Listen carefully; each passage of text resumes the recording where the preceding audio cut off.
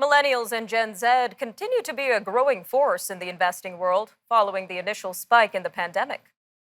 This comes as investing itself has become convenient and accessible through the rise of investment apps.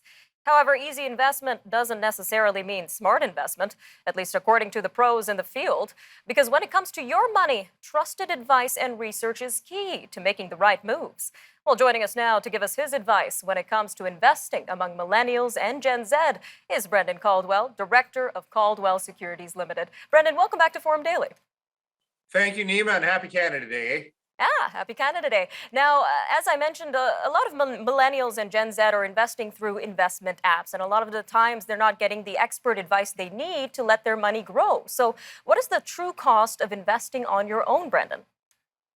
I think the cost is in not having a way of bouncing your ideas off of and testing them for consistency. You could be the greatest investor in the world. I don't know that you are, because I think actually the greatest investor in the world currently deals with our firm. But even for him, having some entity that you're working with, some people, a team, an advisor that you're working with, to be able to both generate ideas, bounce ideas off, provide execution services. There's a lot that a firm that provides advice and research can do. So if you are indeed the best investor in the world, and I'm wrong about my client, what you still need is a way to keep you consistent.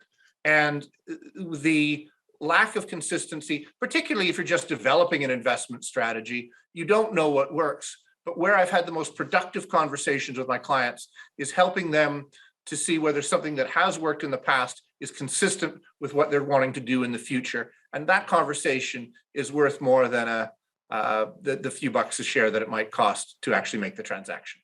And on that point, Brendan, you have decades of experience in the finance industry. So from that experience, what is it actually like working in this world? You couldn't have said years, you had to say decades, didn't you, Nima? I love it. It's a wonderful, I just had lunch with one of my friends. He's a good client and a good friend. And his mom and dad, who passed away in their 90s, were good clients and good friends. I gave the eulogy at his dad's funeral. The close bond that I've made, one young fellow joined us from one of those discount firms, and he was amazed because at a discount firm, you're sort of a number. They don't know you. But every when I go out to meet with one of my clients, I'd have 20, 30-year stories, Nima, about these people. So for me, it's been wonderful because it's been allowed me to be an important part of people's lives for many years, and indeed, yes, decades.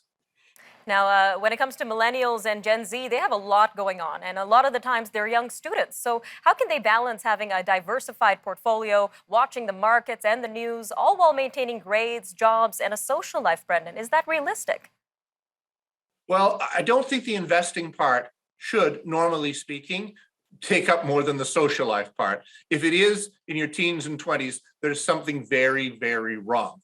But at the risk of sounding like a broken record, as though a Gen Z or millennial know what a record looks like a broken record, I would say that the thing that they have that I don't have, because I've got decades of experience, they've got decades of time. And time ultimately is more valuable than money.